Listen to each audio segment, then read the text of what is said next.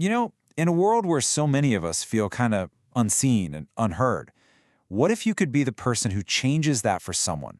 Seriously, what if by truly, deeply understanding another person's heart, you could create a connection that feels so real, so powerful, it's almost like destiny?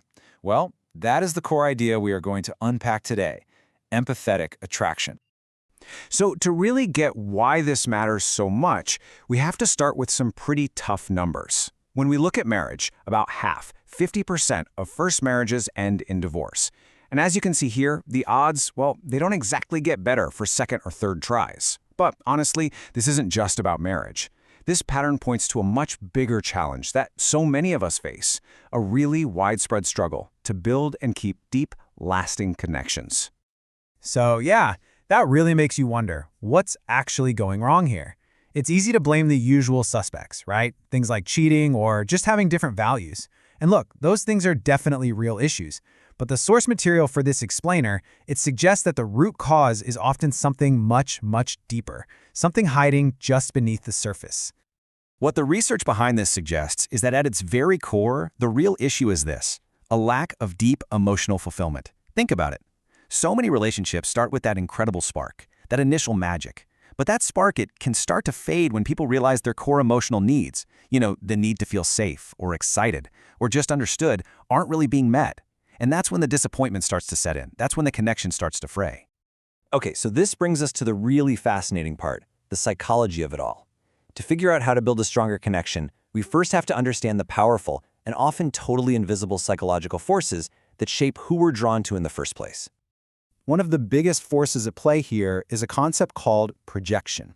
It's a completely natural, unconscious thing we all do. We essentially see our own hopes, our dreams, and our unmet needs reflected in someone else. We're not necessarily seeing them for who they truly are. We're seeing them as a perfect canvas for everything we're looking for in our own lives. And this slide just lays it out so clearly. On one side, you've got the ideal we hope for, that perfect partner who's confident, secure, exciting, you name it. And on the other side, you've got what's real: a complex human being with their own baggage, their own needs, their own reality. That gap between what we hope for and what's real, that's exactly where so many attractions begin to fall apart, right when that illusion starts to fade. And this is where it gets even deeper. Our attractions are also powerfully shaped by unmet needs. And a lot of the time, these go all the way back to our childhood.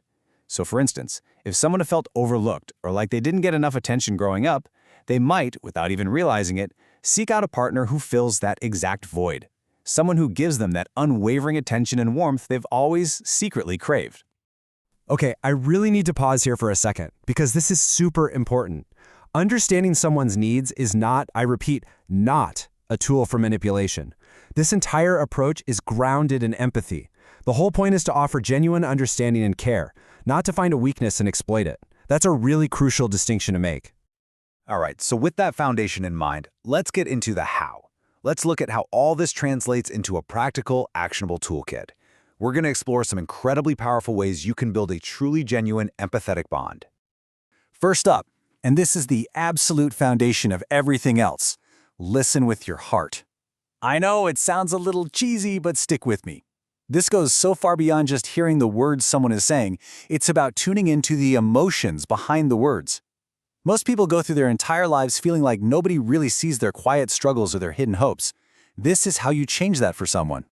So how do you actually do this? Well, it's simpler than you think. It's really a three-step thing. First, pay attention to more than just what they say. Notice their tone of voice, their body language. Second, really notice what makes their eyes light up, or on the flip side, what topics seem to just drain the energy out of them. And finally, ask gentle questions about how they feel. This kind of focused attention is so incredibly rare, and that's what makes it so powerful. Okay, so once you start to understand their needs, the next step is to reflect their desires. And listen, this is not about being fake or pretending to be someone you're not. It's about consciously and genuinely emphasizing the parts of yourself that truly align with what they're looking for. So if they crave security, you show them through your consistent actions that you are reliable and you are trustworthy. This quote from the source material just nails it. When you become a living reflection of what they've been searching for, that connection can feel almost magical.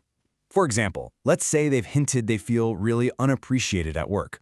If you offer sincere, specific praise for something they've done, wow, You're making them feel seen and valued in a way they've been desperately missing. All right, number 3. This one is really special. So many of us have passions or dreams that we've had to put on a shelf because, well, life gets in the way. Helping someone reconnect with those forgotten parts of themselves, that can create a bond that is just profound and incredibly lasting. So how do you actually help someone do that? Well, as the slide shows, you can just start by asking about their old dreams. Ask what they were passionate about as a kid. From there, you can gently encourage them to maybe try that passion again, even in a small way. The key here is showing them that you see their full potential. When you do that, you're not just a partner, you become a source of inspiration, and that is deeply, deeply attractive. Next up, it's all about seeing the whole person. Because everyone has layers, right? There's the public self we show the world, the one that's confident and has it all together, and then there's the private self, the one with hidden fears and secret desires. The real key to connection is to see and to honor both. This slide is a perfect example. Someone might project this immense strength and independence at work, but underneath all that, they might be craving reassurance, warmth, someone to just share the load with. So acknowledging their professional wins while also offering a safe space for them to be vulnerable, that shows you see all of them. This creates a kind of intimacy that is just so rare, and it gets right to the heart of what we're talking about. And that really brings us here, to the whole point of this, the true heart of connection. After all this, what is the ultimate goal? What is it all really for? The central idea is captured perfectly in this quote. This is not about distorting reality or creating some false image to impress someone. It's about empowerment. It's about helping someone see and embrace the absolute best version of themselves, the version you can see in them, the one they've always hoped they could be. At the end of the day, when you boil it all down, all these techniques, all these ideas, it really comes down to just one thing, one simple, powerful goal: to foster genuine care and connection. When you approach attraction from this place of true empathy, things like trust and loyalty, they just follow naturally, because that person starts to associate you with feeling truly known and truly valued. And what happens when you do that? What's the end result? You get a bond that is both authentic and built to last. It's not some fleeting crush based on a fantasy you've projected onto someone. It's a deep, real connection that's rooted in seeing, understanding, and valuing another human being for exactly who they are. So, we end right where we began, with a question for you to think about. In a world where so many people feel so disconnected and so unseen, could you be the person who offers that rare, precious gift of truly seeing and understanding them?